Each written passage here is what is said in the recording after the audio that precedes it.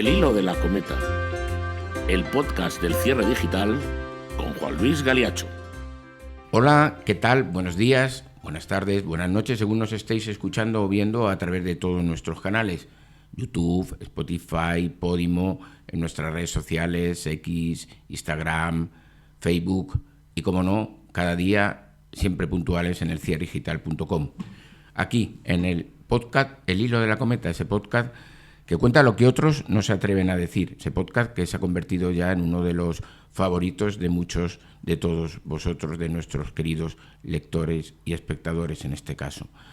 Y esta semana les voy a hablar de varios casos singulares, algunos referidos con la política y otros referidos a la vuelta a la actualidad de Diana Martínez Bordiú, una persona que en los años 2000 salió a la luz por ser, o por presuntamente ser, la novia de Felipe VI, antes de Leticia Ortiz. Pues Diana, Didi, para los amigos, ha vuelto a la actualidad. Esa será nuestra story time, pero se da después, porque antes vamos a lo que es la actualidad más relevante, que en este caso pues tiene nombres políticos. Después del fracaso de Podemos y Sumar en las elecciones europeas, donde juntos han alcanzado 5 escaños, 3 Sumar y 2 Podemos, pues la izquierda española ha tomado decisiones, y la primera ha sido la dimisión de la lideresa Yolanda Díaz, actual vicepresidenta del gobierno de Sánchez y ministra de Trabajo. Yolanda ha decidido marcharse, pero no del gobierno, sino solo de Sumar, del gobierno no. El fenómeno de Yolanda Díaz, para los que conocemos un poco los intríngulis de la política española y de lo que se mueve, fue un fenómeno creado, evidentemente, no lo duden ustedes, por Pedro Sánchez, con complicidad de algunos ministros, que prefiero en estos momentos obviar, que veían muy bien la presencia de Yolanda Díaz precisamente dentro del trabajo, dentro de lo que era esa estructura económica que quería hacer el gobierno de España, y Sánchez lo vio como la posibilidad efectivamente de aupar a una persona que derrocara a Irene Montero, a Pablo Iglesias, a Echenique, a todos los líderes fundamentales de Podemos, y lo que no esperaba es que se fuera al garete lo que era Sumar, ¿no? Con Errejón, Compromís, partidos catalanistas como el de Ada Colau, etcétera, y pusieron a Yolanda como la figura para derrocar a lo que era esa izquierda más transgresora, que era la de Podemos. Pero claro, lo que nadie se esperaba es que después de las elecciones europeas, Izquierda Unida, que precisamente donde se creó y se formó Yolanda Díaz, pues desapareciera del mapa también. Desapareció Podemos y ahora desaparece Izquierda Unida, por lo cual se queda una izquierda totalmente descafeinada. Claro que no podían permitir que Yolanda Díaz siguiera dentro, al frente de esta coalición de Sumar. Pero ¿qué ocurre? Que evidentemente al gobierno Sánchez le viene perfecta la figura de Yolanda Díaz. Y mire, les digo una cosa hoy en día, quizás sea aventurarme, pero Yolanda Díaz podría ser la sustituta de Pedro Sánchez en un futuro, en este PSOE progresista que han creado, ¿no?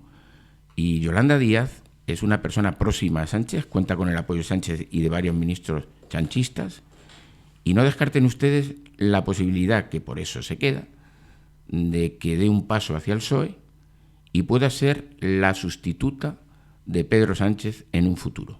Ya se lo digo aquí, en el hilo de la cometa, aquí en el cierre digital.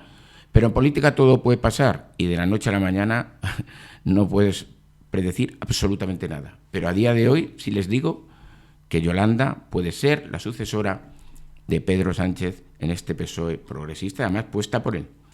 Pero la vida de Yolanda Díaz es una vida muy singular, muy curiosa. Nace, como les digo, en 1971, el 6 de mayo en A Coruña, aunque su padre es de Ferrol, y bueno, y la educación religiosa la adquiere por su madre, por eso sus visitas al Papa, de las que hablaré ahora, pero ella es religiosa desde el punto de vista materno, desde el punto de vista político, y de la izquierda es de padre. Su padre era un luchador de comisiones obreras, sindicalista, muy conocido en Ferrol, que fue el que la aupó dentro de lo que eran esos sectores. Pero por su parte, su madre la llevaba a lo que eran los colegios religiosos y bueno, a institutos como Rosalía de Castro, que eran muy populares en la ciudad. Pero luego, pues Yolanda estudia Derecho en la Universidad de Santiago y uno de los primeros pleitos que le dan, precisamente a través de su padre, es defender a uno de los líderes de comisiones obreras en Galicia, ¿no?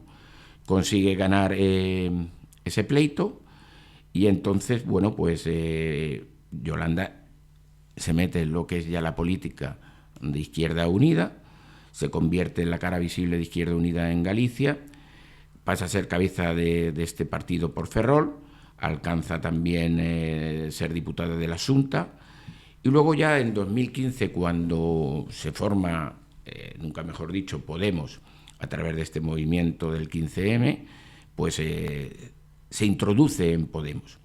Para saber lo que hace Yolanda Díaz en Podemos, yo le recomiendo el libro, y además así lo hemos publicado en el Cierre Digital, y tiene usted la entrevista con su autor, con Luca Costantini, en el libro La seducción del poder de la esfera de los libros, donde hace un retrato con claroscuros completos de la lideresa gallega. Se lo recomiendo, es un libro, es que se lo contaría yo, pero es mejor que lo lean, porque vienen absolutamente muchas cosas que en el Cierre Digital hemos preferido obviar porque son cosas demasiado graves para que sin datos, sin documentos, pudiéramos darlos aquí, menos aquí ahora en el hilo de la cometa. Pero sí les recomiendo que se la lean porque les cuentan muchas cosas de quién es Yolanda Díaz.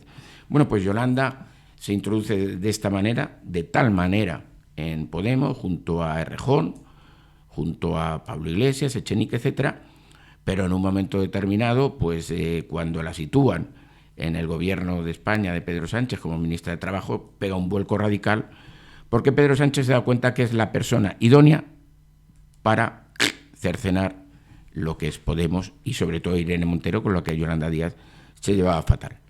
Y lo consigue. Y hay unas operaciones internas importantes.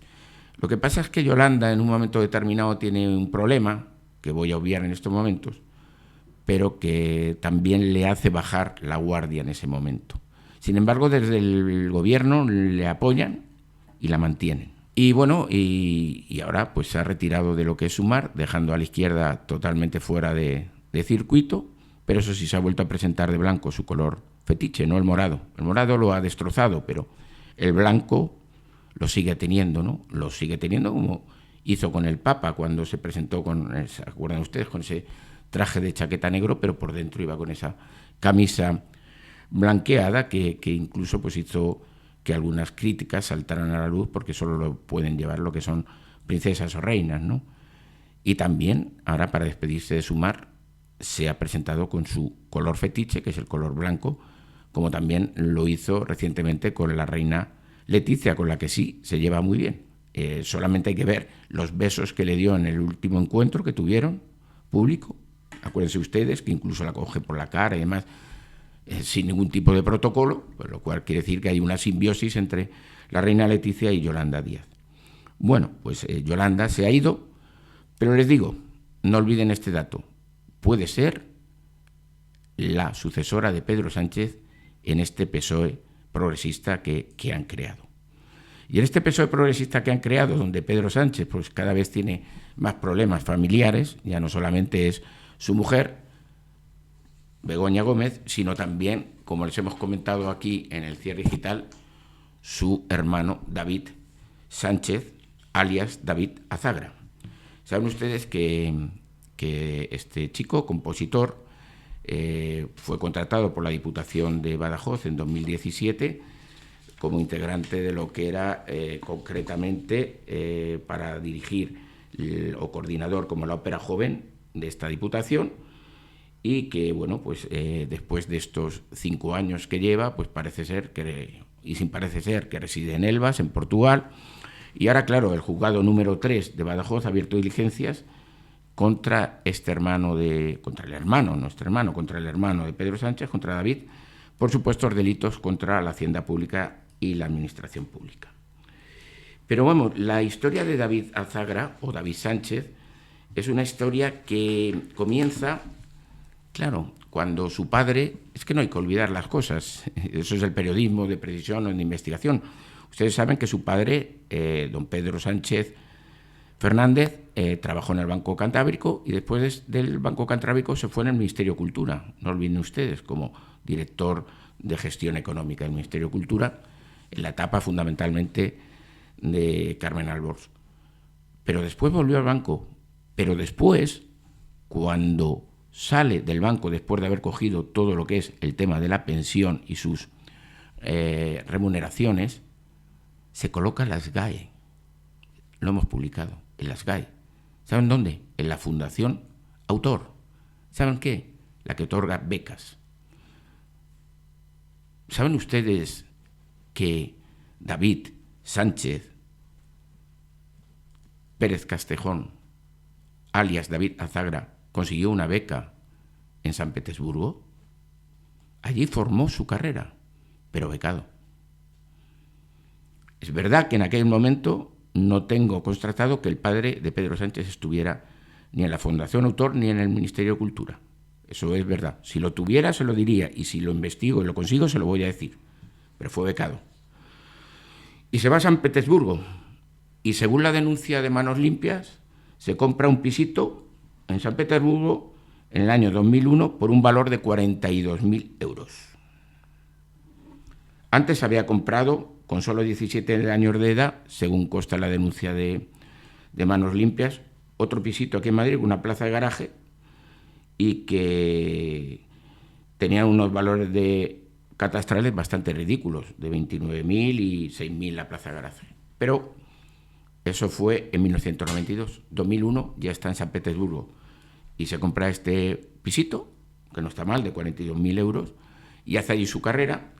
Y en 2010, pues David Sánchez, alias David Azagra, se gradúa en composición y dirección de orquesta en el Conservatorio Estatal de San Petersburgo, Rimsky-Korsakov. Posteriormente amplió sus estudios en Italia, en Lucerna, en Siena, prácticamente lo que es la cultura italiana. Pero bueno, después de esta beca que consigue en San Petersburgo, importante dato, veremos quién se la otorga y cómo se la otorgaron. Sánchez, a pesar de esta formación, pues tampoco ha dirigido grandísimas orquestas, aunque es verdad que sí lo ha hecho, ¿no? O sea, que sí que ha dirigido, por ejemplo, según la denuncia de Manos Limpias, pues ha estado en el Teatro Marlinsky, en el Teatro Benito Pérez Galdós de Las Palmas, ha participado en festivales internacionales como Aix-en-Provence, etcétera, etcétera, ¿no? Pero en 2017 es cuando Sánchez es contratado por la Diputación de Badajoz con este sueldo que les he dicho de 55.000 euros. ¿Qué dice la demanda de Manos Limpias? Pues dice que efectivamente que parece que hay que saber dónde se le ingresan esos emolumentos ahora públicos como miembro de la Diputación de Badajoz, como funcionario, en qué entidad bancaria, si es España o Portugal, porque él vive en Elvas. Saben ustedes que reside en Elvas, donde tiene un palacete, según la denuncia de Manos Limpias, adquirido en 2023 por un importe declarado de 240.000 euros. No está nada mal. También tiene 2 cochecitos, eso dice la denuncia de Manos Limpias, un Honda y una furgoneta Peugeot, cuyo precio puede rondar, dice aquí la denuncia, en global en torno a 110.000 euros. Bueno, pues vamos a ver lo que ocurre con esta denuncia, pero ya se suma otra más. Ya tenemos al hermano de don Pedro Sánchez y a su mujer Begoña Gómez, que tendrá que declarar el próximo 5 de julio ante un juzgado de Madrid. Pero lo más significativo es la carrera formada por David Sánchez en San Petersburgo con una beca que se le otorgó y que a lo mejor la próxima semana se la cuento a ustedes. Pero sí que les voy a contar nuestra story time. ¿Saben quién? Diana Martínez Bordiú, la que fuera, según la prensa española, novia de Felipe VI, que vuelve a la actualidad. Pero será enseguida, aquí, en el Hilo de la Cometa, en ese podcast que cuenta lo que otros no se atreven a decir. Y siempre en elcierredigital.com, nuestro periódico.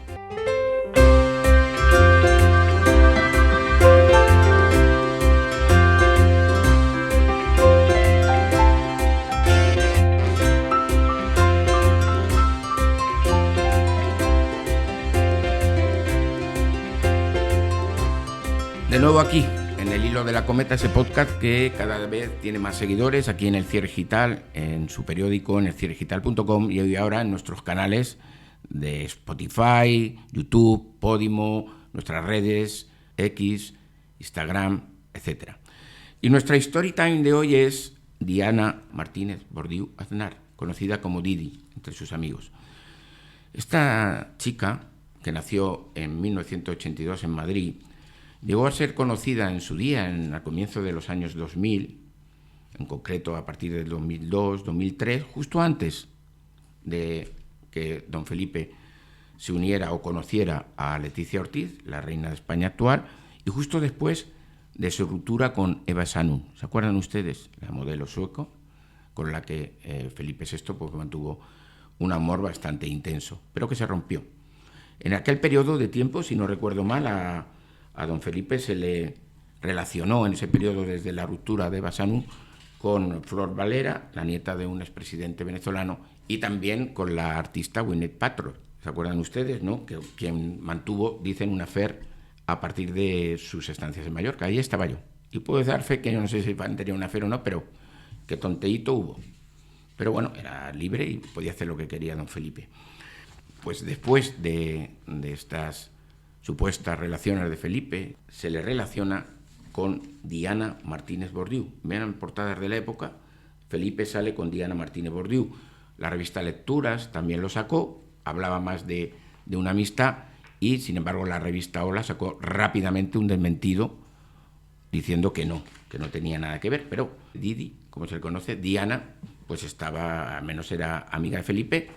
Se conocieron en 2002 en la discoteca Fortuny de Madrid, donde ella entonces salía con el que era entonces el Relaciones Públicas de la discoteca Fortuny, Juan Luis Calleja, y parece que entablaron una amistad. Lo que pasa es que posteriormente, en 2003, ya fue cuando se rompió todo, porque Felipe VI empezó a salir con Leticia Ortiz y rápidamente fue ese comunicado de la Casa Real Española donde se decía que don Felipe pues estaba ya manteniendo una relación oficial con la entonces presentadora de televisión española, Leticia Ortiz.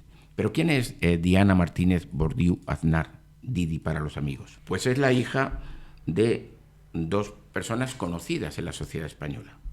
Una de ellas es José María Martínez Bordiú de Cubas, que era sobrino, o es sobrino porque murió del Marqués de Villaverde, es decir, primo de todos los hijos de Carmen Franco, Polo, Carmencita, Jaime, Francis, etcétera, su primo, como también de Pocholo por el otro lado, ¿no? Y de una aristócrata conocida, la jet set, como es Rocío Aznar Sainz, que no tiene nada que ver con la familia Aznar, pero que tiene un poder importante. Bueno, pues Didi estudió un grado de traducción e interpretación en la Universidad Pontificia de Madrid.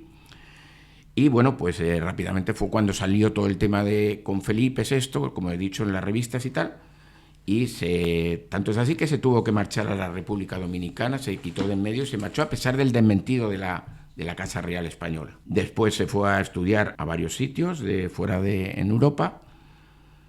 Es una chica políglota como Felipe, domina el inglés, el francés, el alemán. Tiene también una afición similar a la de nuestro rey, como es el pádel.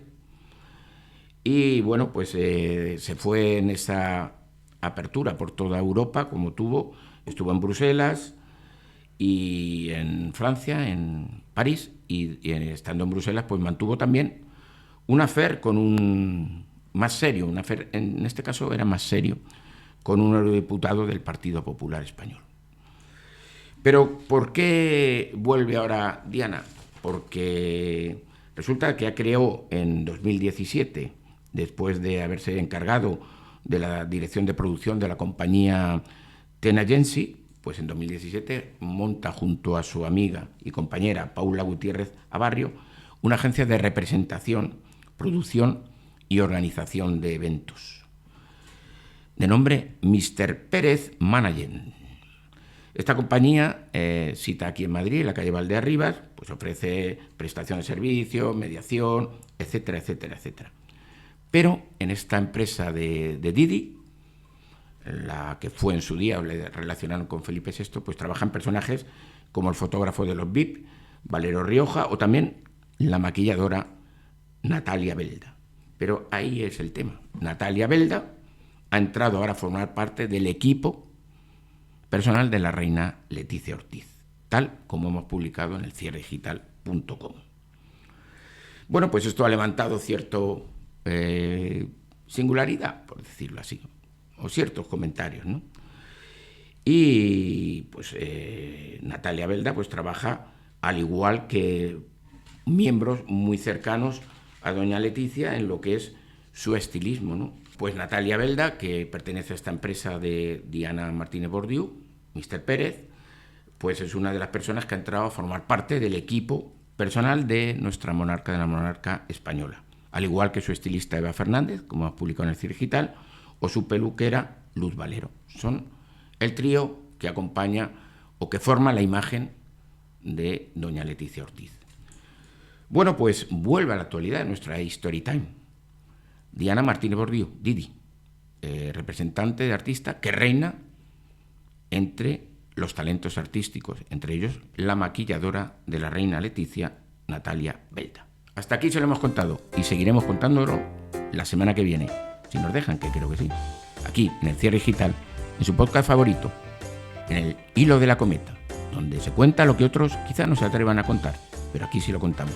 Y todos los días en el cierredigital.com. No os olviden, nuestras redes sociales, Facebook, X, Instagram, nuestros canales audiovisuales, Spotify, Podimo y YouTube. Que pasen buena semana y la semana que viene habrá más cosas y jugosas. No se lo pierdan, el Hilo de la Cometa.